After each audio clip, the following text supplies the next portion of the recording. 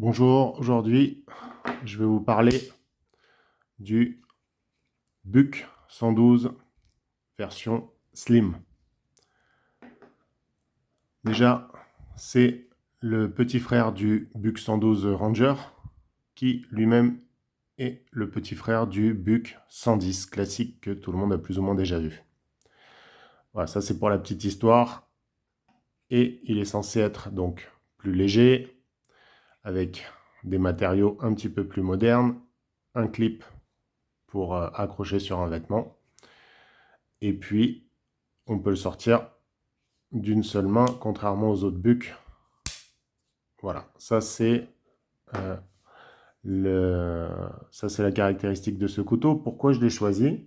Alors, je l'ai choisi parce que, déjà, ce bruit que vous avez entendu, ici, ce bruit caractéristique au moment où la lame vient bloquer, en fait, il est très typique de buc.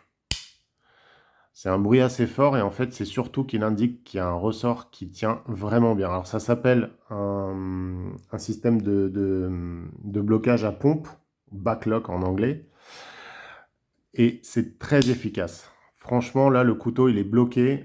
On ne peut pas accidentellement le replier. Il y a des couteaux qui sont des imitations du buc classique, du buc 110, et qui, en fait, si vous appuyez un petit peu, il s'ouvre, enfin il se referme plutôt, et il y a un risque pour les doigts. Donc celui-là déjà, ça m'a plu. C'est vraiment un système que je préfère si je compare au liner lock. Donc le liner lock, c'est ce système-là. Et en fait, ça m'arrive, sur certains couteaux, ça m'est arrivé que le liner lock, en fait, lorsqu'on ouvre la lame, il soit pas complètement sorti. Et ça peut arriver que la lame revienne sur les doigts. Donc ça m'est arrivé une fois, j'ai manqué de me couper les doigts. Je suis content de ne pas l'avoir fait. Et franchement, ça m'a donné une mauvaise image de ce type de blocage. Alors là, par exemple, on est sur un Benchmade qui a un ressort qui aide à déployer la lame. Ça veut dire que la lame, elle force et donc elle va bien se bloquer. Sur certains autres couteaux, je vous montrerai un petit peu plus tard, sur certains autres couteaux, c'est un peu moins évident. Donc, et puis ça dépend aussi voilà, de comment ça a été usiné. Je suppose que chaque couteau, comme il est usiné différemment, même si on essaye de les faire en série, il peut y avoir des petits défauts. Et en fait, ce défaut-là, si ça revient sur les doigts, c'est quand même très particulier. Là, avec le backlock, le système à pompe, c'est franchement pas possible, il se bloque tout seul. Et là, c'est vraiment solidaire, on a l'impression qu'on a limite un couteau fixe. Donc ça, j'aime beaucoup. Alors que sur ce type de couteau, parfois, avec une légère vibration, on peut avoir tendance à le libérer. Voilà, à libérer la lame et la lame peut revenir. Donc, dangereux pour moi. Autre chose qui m'a plu sur ce couteau, c'est ce clip. Alors pourquoi sur le bas du couteau? Parce que si vous prenez par exemple le Benchmade, le clip il est sur la partie vers la lame, la partie du manche vers la lame. Et en fait moi je préfère le clip qui est sur le bas du manche, quand on tenait le couteau normalement. Pourquoi? Parce que je vais le mettre dans ma poche de jean, comme ça. Donc j'ai le clip qui dépasse. Et quand je veux prendre le couteau, je mets mon pouce dans la poche. Et en fait, je tire. Et quand je sors de ma poche, bah, le couteau est déjà prêt pour moi. Alors, il y en a certains qui préfèrent le sortir comme ça d'une poche, par exemple d'une poche de veste. Moi, je préfère le sortir comme je le sors de la poche de jean. Ça ne m'apporterait pas de le sortir à l'envers. Donc, je préfère le clip qui est à cet endroit-là, mais ça dépend vraiment de la manière dont vous prenez votre couteau et dans quelle poche il se situe, si c'est une poche de veste ou une poche de jean. Maintenant, aussi, si on regarde bien, le clip, il est quand même pas mal aligné avec le haut du couteau, donc ça évite que le couteau dépasse. Ça, c'est aussi la raison pour laquelle j'ai pris. Et aussi, ce clip qui est assez sympa, évasé et joli avec le logo de la marque, c'est-à-dire une enclume. Ça, c'est les raisons pour lesquelles je l'ai pris. Et aussi, la lame, en fait, typiquement, j'aime pas spécialement ces lames-là. Alors, c'est un peu paradoxal de prendre un couteau quand on n'aime pas les lames, quand on n'aime pas la lame, mais en fait, je suis un petit peu... je suis trop passionné par mes couteaux, et par exemple, un Opinel, j'aurais des scrupules à le mettre à l'épreuve. J'aurais pas envie de casser une lame parce que c'est typiquement un couteau que je veux garder toute ma vie, transmettre à mes petits-enfants un jour. C'est pas le genre de couteau que je veux casser. Ça, c'est un couteau qui est manche en plastique. C'est vraiment pas un couteau, un beau couteau qui va vieillir, qui va prendre une patine. La lame, comme je vous dis, elle est vraiment, pour moi, elle est très moche. Ça me rappelle les coupes-ongles. Il y a certains petits coupes-ongles où il y a une petite lame et une lime. Et en fait, la lame du couteau du coupe-ongle, ça me rappelle cette lame-là, la forme de la lame. Je trouve ça assez dégueulasse. Après, désolé pour ceux qui trouvent le couteau beau. Je veux pas vous vexer. C'est une question de goût. Moi, c'est mon choix enfin, c'est mon goût personnel. Voilà, je suis pas là pour discuter les goûts et les couleurs. En l'occurrence, je vous explique que moi, je l'ai pris parce que j'aurais pas de scrupules. Voilà, tout simplement. C'est vraiment un couteau que je vais mettre à rude épreuve. Notamment, je l'utilise déjà dans le jardin. Alors quand le couteau, il se prend un petit peu de saleté parce que j'ai passé la débroussailleuse, donc je passe un petit coup d'eau à l'intérieur parce qu'il y a de l'herbe coupée, des feuilles, etc. Quand je fais de la tronçonneuse et qu'il y a des copeaux de bois, bah, je passe un petit coup de jet d'eau à l'intérieur. Quand j'ouvre des paquets d'engrais ou des choses comme ça qui sont un petit peu salissantes pour le couteau, bah, je peux le laver, voire le laver au savon. Pour l'instant, je ne l'ai pas lavé au savon à part la lame, mais je peux le laver au savon et puis après l'huiler, ça ne me pose pas de problème. C'est des matériaux qui le permettent. Après, la lame, en dehors du goût que j'ai pour la lame, si vous regardez bien, la lame est très courte. En tout cas, la partie tranchante par rapport au couteau. Ça, c'est dû déjà à cette espèce de décrochement qui bouffe une partie de la lame. Il faut savoir que la conception de ce couteau date des années 60 aux US. C'était un couteau qui était, enfin en tout cas le Bux 110, le plus grand, la version plus grande, mais c'est le même principe. Le principe, c'était de remplacer les couteaux de chasse fixes par des couteaux pliants qui une fois dépliés, ont la résistance d'un couteau de chasse fixe. Alors, c'est réussi pour ce qui est de la solidité, mais par contre, cette conception, actuellement, on a des couteaux qui sont beaucoup mieux conçus. Et en fait, cette conception, elle est un petit peu vieillissante et elle fait perdre une grande partie de la lame, surtout que, quand vous regardez bien, une fois que c'est plié, vous voyez, il y a facile 1,5 cm qui n'est pas utilisé. Alors, on ne peut pas faire dépasser la lame, certes, mais en usinant un petit peu mieux cette partie-là et en poussant la lame un petit peu plus loin, parce que là, il y a un vide, bah, on pourrait déjà un petit peu gagner en surface de coupe. Après, c'est pareil ici. Ça pourrait être revu. Maintenant, il y a plein d'autres mécanismes qui existent. Voilà, je vous remonte par exemple celui-là qui est un petit peu plus moderne. Le manche fait exactement la même longueur. Voilà, si on les met comme ça côte à côte, on va voir qu'on a le manche qui fait la même longueur. Voilà, si on le tourne bien, parce qu'ici il y a un petit angle, mais si on le tourne bien, on va le mettre comme ça va être plus évident. Voilà, manche contre manche, ça a la même longueur, et pourtant, quand vous regardez la surface de coupe, la longueur plutôt de coupe, bah vous voyez que là, on a un bon centimètre de plus, dont on va voir 1,5 cm, voire 2 cm, dont on va pouvoir se servir. Voilà, c'est vraiment, ouais, c'est même 2 cm, vous voyez. Là, ça veut dire quoi? Ça veut dire que quand on va couper quelque chose, plus on a une lame longue, plus on va faire des mouvements amples, et donc plus ça va aller vite.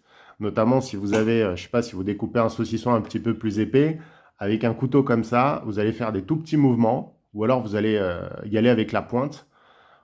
Franchement, c'est pas l'idéal pour moi, je trouve que ça fait un peu bizarre. Donc, bien sûr, certaines personnes, parce qu'ils ont l'usage particulier, ils auront envie d'une lame plus courte.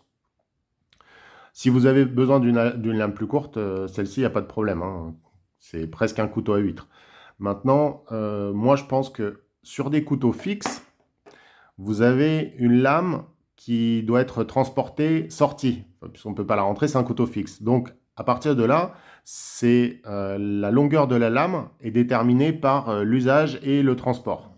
Sur un couteau pliant, ce que vous transportez, c'est que le manche. Donc, plus on met une lame longue dans le manche, pour moi, plus c'est un bonus. Sur un couteau fixe, c'est pas le cas. Sur un couteau fixe, vous transportez la longueur totale. Donc, c'est pas forcément pertinent d'avoir une longue lame. Après, moi, j'ai tendance, c'est vrai qu'à cause de ça, j'ai tendance à préférer des couteaux pliants qui ont une lame la plus longue possible. Et par contre, ça ne me gêne pas d'avoir des lames courtes sur des couteaux fixes. Déjà parce que c'est des couteaux qui sont très beaux, même avec des lames courtes, les couteaux fixes. Et puis parce que on force différemment, c'est un autre concept. Et aussi autre chose, quand vous allez découper, je ne sais pas si vous avez besoin de découper un peu de viande avec ça. Si vous avez une lame courte, vous allez avoir plein de viande qui va se mettre ici, ou je ne sais pas, si vous utilisez quoi que ce soit pour du pâté par exemple, vous allez avoir du pâté qui va se mettre ici, c'est assez dégueulasse, il faut le laver à chaque fois, au bout d'un moment, il va s'oxyder, même si c'est une lame qui est censée ne pas s'oxyder facilement, c'est censé être de ce qu'on appelle communément de l'inox. En coutellerie, on sait très bien que c'est jamais totalement de l'inox. Et puis même, il y a les systèmes à l'intérieur qui sont, c'est pareil, qui peuvent prendre un coup d'oxydation. Sur une lame courte, si par exemple une lame courte sur un fixe, je prends ma lame courte pour découper un bout de viande crue et j'ai pas envie que forcément le couteau soit sale après, ben, je vais pouvoir le laver, il n'y a pas de mécanisme. En général, je prends des poignées de ce type et en fait, là par exemple, des manches plutôt qui sont lavables. Donc en fait, même si je salis jusqu'ici, je vais le laver, il n'y a pas de souci. Sur un couteau pliant, c'est un petit peu plus compliqué parce on va salir, après il faut nettoyer. Si vous êtes, je sais pas, vous êtes dehors, vous allez l'essuyer juste avec une serviette et puis à l'intérieur, ça va se mettre, il y a plein de crasse qui va rester. Je trouve ça un peu limite. Donc plus la lame est longue sur un fixe, enfin sur un pliant, plus je préfère. Donc ça, c'est pas l'idéal. Et regardez, même si on compare, alors c'est pareil, la longueur du manche sur l'Opinel numéro 8, exactement la même que celle du manche sur le Buck. En fait, si on regarde bien, c'est pareil, au niveau de la partie que vous allez pouvoir utiliser pour couper, il y en a pas mal de plus. Voilà, parce que entre ça et ici, vous voyez bien que ça fait beaucoup plus. Ça, c'est un des aspects négatifs, cette lame courte. Et un autre aspect négatif, c'est paradoxalement ce clip qui m'a fait aimer ce couteau. En fait, une fois que vous allez avoir le couteau en main, ce clip est très large. Donc c'est joli en fait quand vous le regardez sur un site et vous vous dites ah c'est super ce couteau il serait bien dépassé de ma poche etc. Sauf que si vous regardez bien le clip il est vraiment large. Alors si le clip avait été comme ça n'aurait pas posé spécialement problème. Et puis avec des bords plus arrondis. Mais là il est assez saillant. Et quand vous le prenez en main, en sachant que si vous l'utilisez par exemple pour couper un petit bout de bois, moi j'ai parfois des branches qui dépassent, je ne vais pas aller chercher un outil spécial pour découper une branche, donc je vais prendre mon couteau et je vais découper je vais découper une branche qui fait l'épaisseur d'un doigt maximum. Je dois forcer. Et quand je force, ben, le mouvement de bascule fait que ça appuie sur le petit doigt. Et en fait, ce clip-là, il a tendance à faire très mal quand il arrive sur le petit doigt. Alors, une fois, pour couper quelque chose de pas très épais, ça va encore. Et même quand on serre, ça fait mal ici et ça fait mal ici. Alors, j'ai essayé de renverser le clip. Alors déjà, ça ne m'arrange pas pour le sortir de la poche, puisque le principe, c'était de l'avoir, en le sortant, de l'avoir déjà comme ça, prêt à s'ouvrir. Si je mets le clip de l'autre côté, bah, je vais sortir le couteau, il faut que je refasse une manipulation. Donc déjà, moi, il me faut absolument qu'il soit de ce côté-là. Mais même en inversant le clip, parce qu'on peut l'inverser de ce côté-là, bah, en fait, c'est le haut du doigt qui du coup, prend tout. Donc ça revient au même. En fait, le doigt, soit il va être bousillé ici, soit il va être bousillé ici. Donc ça revient au même. Donc, c'est un couteau qui pourrait être utilisé pour un usage un peu plus intensif, dans la mesure où il est quand même assez solide. En fait, ce clip, il est vraiment mal conçu et ça gâche tout. Si vous prenez ce couteau dans l'optique d'enlever le clip et de l'utiliser comme un couteau fin mis dans une poche, c'est très bien. Mais alors reste le problème de la lame qui est courte et reste le problème de pourquoi avoir ce joli clip si on doit l'enlever. Parce que vraiment, c'est un des atouts pour moi de prendre ce couteau.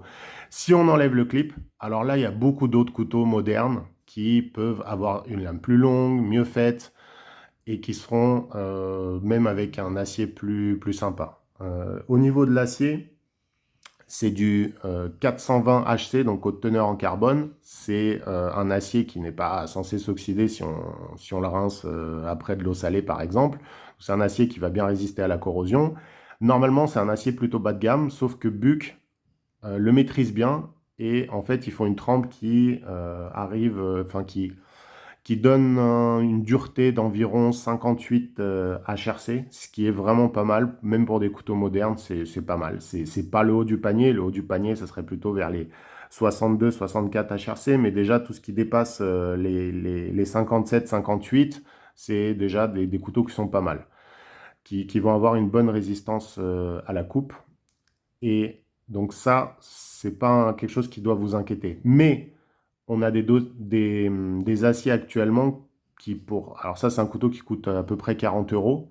On a des aciers qui, à 40 euros, qui commencent déjà à être beaucoup plus performants que celui-là. Donc je trouve que l'aspect, en fait, ils ont utilisé exactement le même type de mécanisme et le même type de lame que sur les anciens couteaux qui datent des années 60, tout en essayant de mettre des matériaux modernes. Enfin, ils ont réussi pour les matériaux modernes, en tout cas pour le manche, pas pour la lame. Mais du coup, on perd un petit peu en efficacité. Ils auraient pu, faut qu'ils se renouvellent un peu, à mon avis. Voilà, sur ce modèle-là. Donc, ça, c'est ce que j'en pense aussi au niveau de la taille de la main. Donc, j'ai une main qui est assez large. J'arrive à... Là, c'est le petit modèle, donc le 112. Le 110 est plus grand. Que ce soit en modèle slim ou que ce soit le modèle classique, c'est la même chose au niveau de la longueur du couteau et de la longueur du manche. Donc là, j'ai un couteau qui, pour ma main, est très bien. Il n'y a pas de souci de... J'ai pas les doigts qui dépassent quand je suis pile sur le manche. Et si on regarde par rapport à un Opinel taille 8, donc comme la plupart des gens ont un Opinel taille 8, vous allez pouvoir voir par rapport à vos mains ce que ça donnerait si vous prenez celui-là. Donc l'Opinel taille 8, quand je le mets dans ma main, si je le prends à cette partie-là de la virole, il me reste un demi-centimètre ici. Donc si quand vous mettez votre Opinel en main, taille 8, l'Opinel numéro 8, vous avez la main qui commence ici et qui termine à la fin du manche, bah, quand vous allez prendre un couteau comme ça, vos doigts ils vont dépasser. Si vous avez la main qui prend pas plus de place que moi sur le manche, alors bien sûr je parle des doigts, hein, donc vous allez avoir les doigts qui vont bien se mettre ici, il n'y a pas de problème. Voilà, ça c'est pour la taille, ça vous donne une idée, parce que souvent quand sur un site on donne la dimension du manche, le manche il n'est pas pris là où vous mettez vos doigts, donc ça sert un peu à rien. Ça donne une idée de la place que ça va prendre dans la poche, mais pas une idée de l'ergonomie. Voilà pour ce couteau. Aussi, pendant que j'y suis, c'est un couteau qui a été pour moi très très très mal affûté. Alors, faut regarder bien ici, là. Vous voyez, ici, ils ont affûté ça comme des gorées. C'est-à-dire que cette partie-là aurait très bien pu être droite et ça aurait pu laisser quelques années d'affûtage avant de recourber l'acier ici. En fait, moi, je m'imagine une espèce de bourrin américain qui passe sur une machine à fond en appuyant comme un goré. Et du coup, regardez ce qui a été enlevé. Alors, ils sont tous comme ça, hein. Tous les bucs, hein, pas les Américains.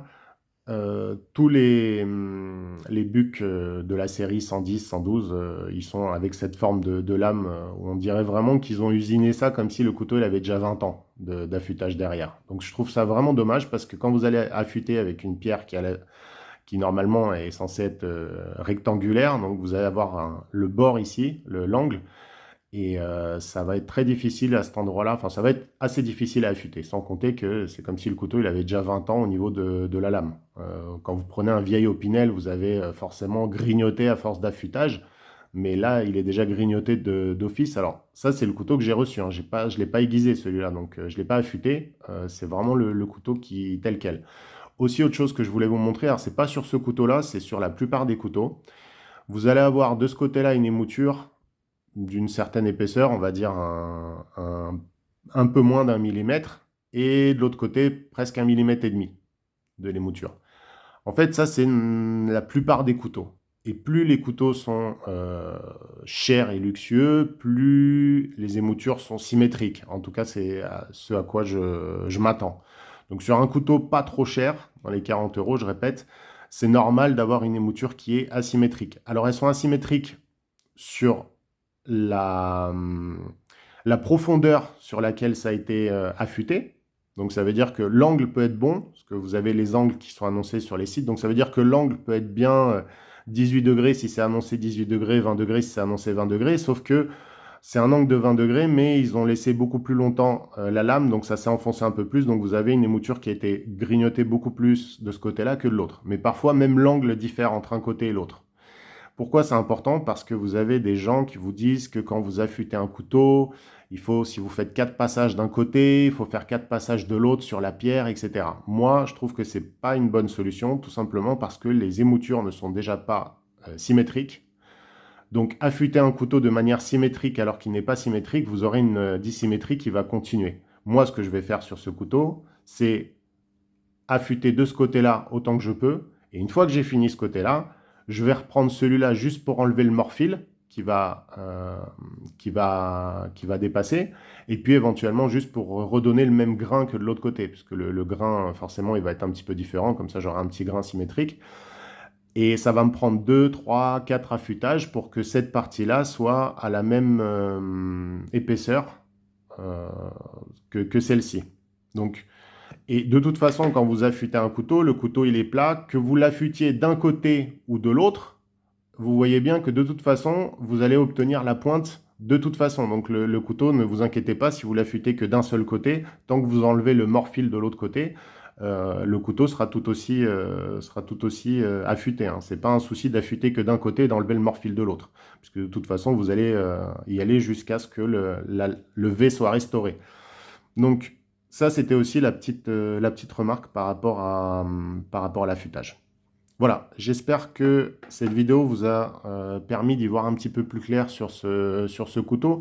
Alors, ce n'est pas spécialement une vidéo par rapport à ce couteau, parce que ce couteau n'est pas très utilisé en France, beaucoup moins en tout cas qu'aux États-Unis, où les gens sont fans du Buck 110, 112, et ils ont aussi cette version slim qu'ils ont tendance à avoir.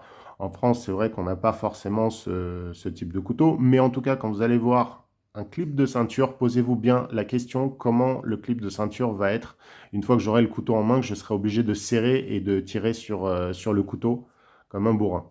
Parce que si vous prenez un clip de ceinture comme celui-là, enfin c'est pas un clip de ceinture, c'est un clip pour un vêtement, c'est pas un clip pour une ceinture spécialement, mais en tout cas quand vous prenez celui-là, le point de pression ici en fait, ici il n'y a pas de pression spécialement. Ça me pose pas spécialement de problème. Alors si je dois travailler pendant 3 heures peut-être, mais en fait quand vous allez faire ce mouvement-là, la pression va principalement se faire sur la partie basse, puisque c'est le côté levier.